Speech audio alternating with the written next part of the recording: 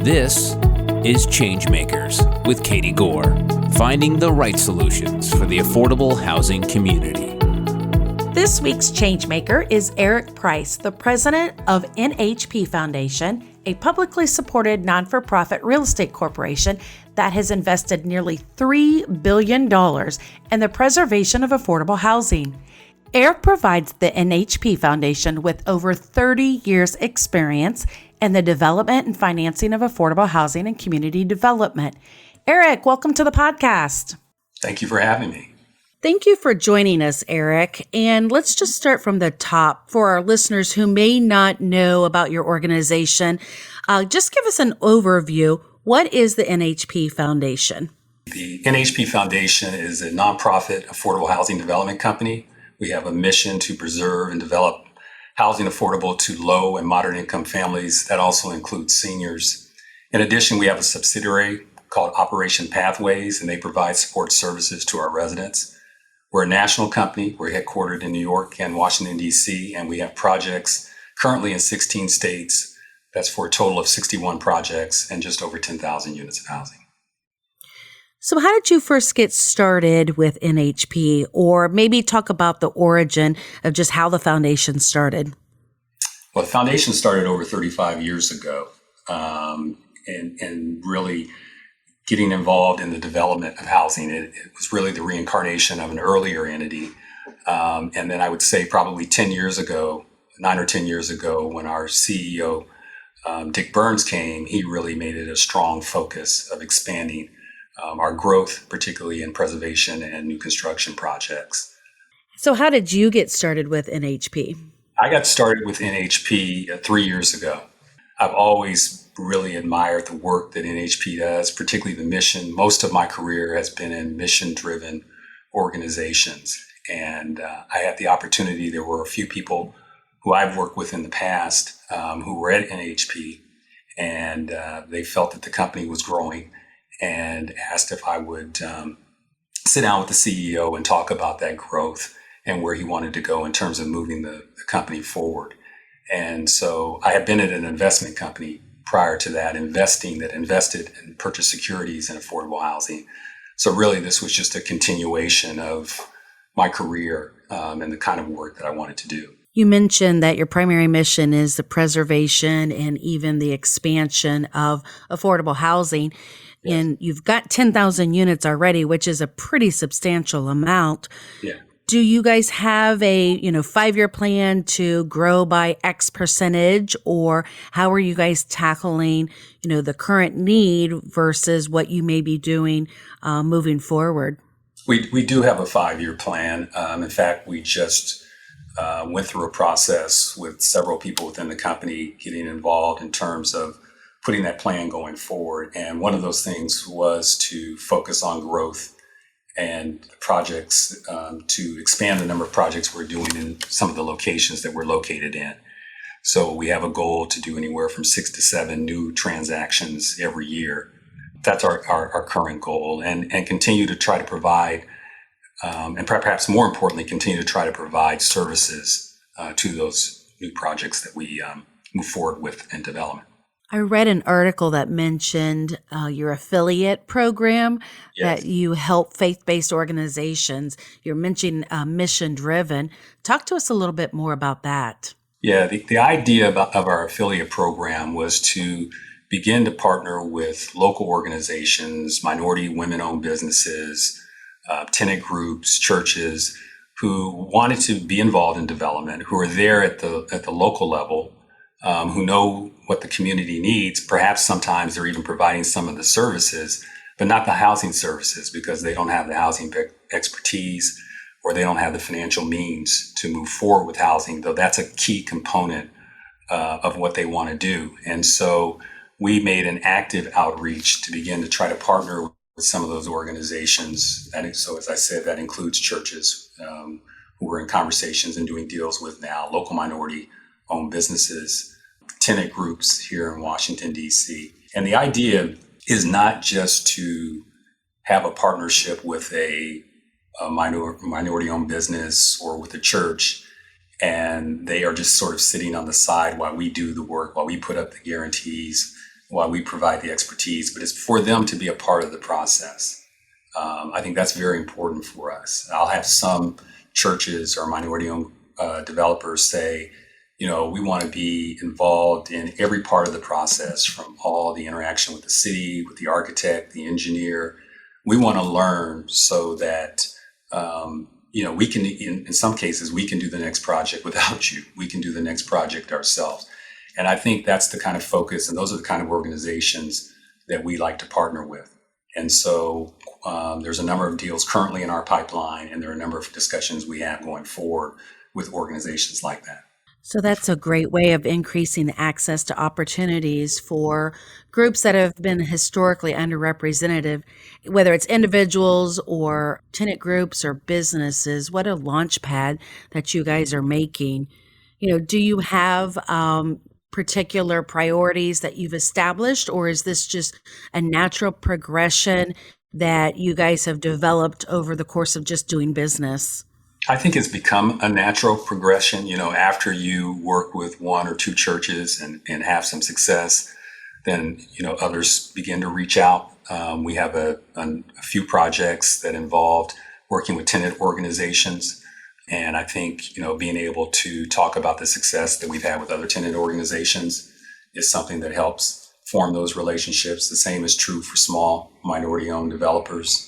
We've had some success in the past working with them, and so that just builds on itself. Speaking of working with other partners, I noticed that you guys have worked with Enterprise Community Partners last year to do some kind of a survey across the country involving the affordable housing ecosystem. Tell us more about that survey and maybe what policies or trends that were captured in that. Yeah, I think one of the things that was discussed, or a few of the things that were discussed in that survey, were really about the shrinkage of resources that are available for affordable housing. And in particular, they looked at reduced federal funding that went to programs. They looked at the suspension of Fannie and Freddie Mae and equity investments. They looked at the change in LIHTC pricing, particularly when the Tax Act came. And for some investors, it had less of a benefit. And so pricing went down, at least at that point in time. So they were looking at the various changes of the various programs. And, just if we continue to think about it from the federal level, only at the federal level, then we've seen that there's never enough resources to really keep up with the demand for affordable housing. I think, though, one issue, and probably it's not discussed as much in that survey, but it's kind of alluded to, I think, in that survey, is that, the federal resources that are available to us, they don't increase as our costs increase to build affordable housing, to preserve affordable housing. So when our land costs go up, material costs go up, labor costs go up, the same thing doesn't happen to subsidies. The pricing of tax credits doesn't get higher so that you have more equity to put into these transactions. And that's what we continue to struggle with. And until the commitment becomes that, yes, not only do we have to have these resources, but we have to recognize there are market changes in these communities. And there are pressures now, commercial pressures, that make it more affordable to build this housing, and that those resources need to increase as well. We're always going to have this struggle to really have enough coming from federal sources alone. We've had a couple of other guests on our podcast from the Virgin Islands and Alaska, and they've also highlighted some of their accelerated costs that they have with building and preserving and repairs. You also mentioned here in rapidly changing markets, we're seeing population shifts. And so for our industry to try to keep up and preserve what we have and be able to even lease up and create new in some of these markets has really been a major challenge. Are you seeing any kind of trends that you want to highlight as being most problematic here? Is it the creation of new? Is it the cost? Or is it just kind of like all of the above? It's a little bit of all of the above. Cost has always been a factor. I've been in this business for, as you said, over 30 years. And so, we're always pushing the federal government to put in more resources. And during good times, sometimes you also get those resources from the local government. Washington, D.C. has been a great example of that through its Housing Production Trust Fund. And so those augment sort of those federal resources. When things get tougher, though, those are sometimes the first to go because locally governments have to use those resources now for other needs that they have. So when those begin to get reduced, then the number of projects that actually are going to happen in a particular neighborhood are also going to be reduced. So, it's a little bit of all the things that you said. I think trying to continue to find creative ways to do this. One of the things that you're kind of alluding to in this project also is the policies that are made locally, and the policies are made at a federal level. And just to give you an example, a lot of local governments now want to make sure that affordable housing is not concentrated in any particular neighborhood, which makes sense. You don't want to just put all low and very low income housing. You want low and very, very low income families to have access to the same assets and the same commercial opportunities and school opportunities that everyone else has. And so you'll find local governments who have that policy that they want to see projects in neighborhoods that have gentrified or are gentrifying. The problem with that is those are neighborhoods where land costs are tremendously higher. So, the market doesn't cover that increased land cost. The only thing that can cover that is subsidy, either federal subsidy or local subsidy. So it's just a decision that, policymakers have to make, because do they take the 20 million or, 30 million that they have available locally to accomplish that policy, maybe do fewer units, but to do those units in market rate areas, or do they spread it in other neighborhoods where costs are not as high, but provide more units? And it's just a challenge. And it's different sometimes by state. It's different by locality. It's different by funding type at times if you want to get certain resources. So all of those things are a challenge as well. Are there some creative policies or creative ways that you're seeing out there, maybe some legislation that you're tracking that are really making an impact? I think I referred earlier to the Housing Production Trust Fund that they have here in Washington, D.C. That is a kind of a linkage program where you link the growth of your city with funding for affordable housing. In Washington, D.C., that growth is tied to transfer and recordation taxes, for example. And transfer recordation taxes are tied to the growth of real estate. So as this city has built more and more market rate housing, which is a problem on the one hand, in some cases, that they are also taxed. And a portion of that tax against those projects actually goes into an affordable housing fund. So a fund in DC that started off many years ago somewhere, at about $50 million is now over $400 million.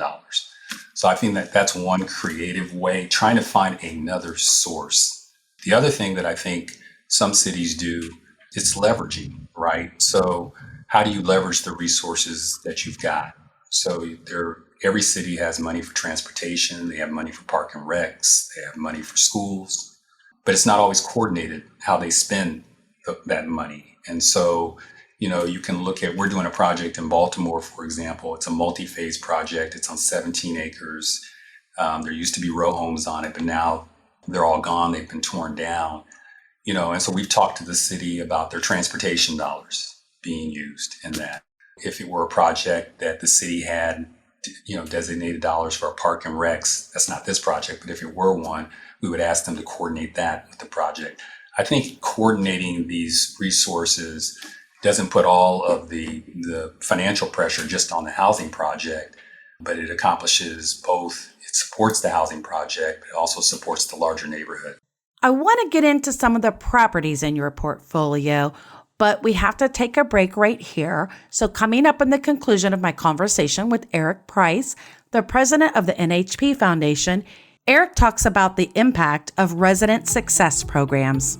I think it's essential. It's something we try to do in all of our projects and what we plan to do. It is one of those costs that is not covered by city subsidies or federal subsidies, but it is essential. Thanks for listening to ChangeMakers with Katie Gore. To find out more about Katie, go to quadel.com. That's QUADEL.com. This has been a production of Forbes Books Radio.